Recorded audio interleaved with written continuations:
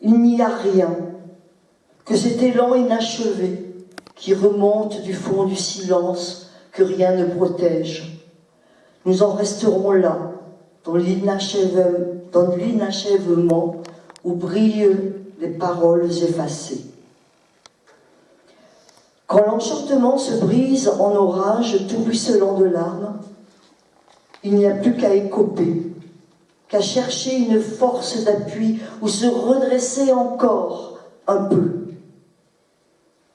Une ombre, à bout de souffle, chancelle de peur et d'espérance, se cramponne comme si elle allait tomber, les mots perdus au fond du corps.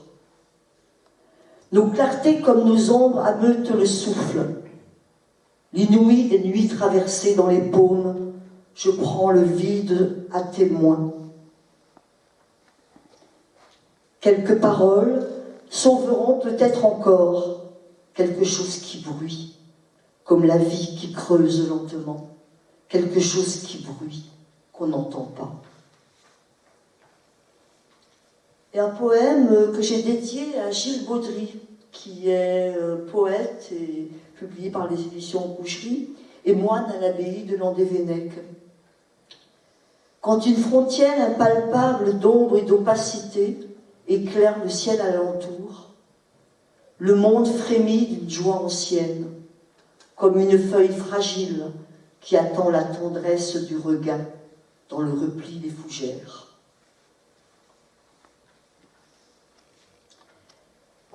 Je vais continuer sur des extraits de mon tout dernier recueil qui vient de sortir, qui s'appelle Constante de l'arbre.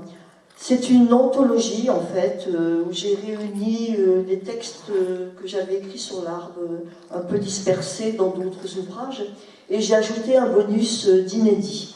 Alors, ce que je vais lire, ça fait partie de ce bonus d'inédit, qui a été illustré par les photos de Yann Champeau dans un album. Des magnifiques photos qui ne montrent pas des arbres remarquables, mais des arbres tout à fait ordinaires qui sont près de nous, mais qu'on ne voit pas forcément. À quel moment un arbre quelconque devient-il, dans nos pensées, l'arbre ? Il arrive que l'arbre abdique, soudain impuissant face à la tempête. Il renonce à la vie éternelle qui lui était promise. L'arbre a connu les ancêtres de nos ancêtres.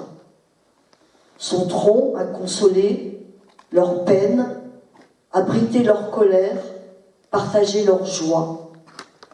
Son temps n'est pas le nôtre. Notre mort est inscrite dans nos cellules.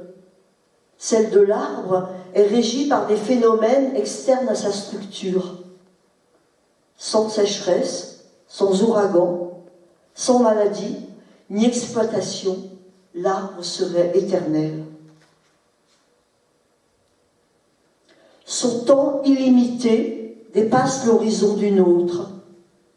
Bien plus que l'espèce humaine, l'arbre restera le symbole du vivant. Merci.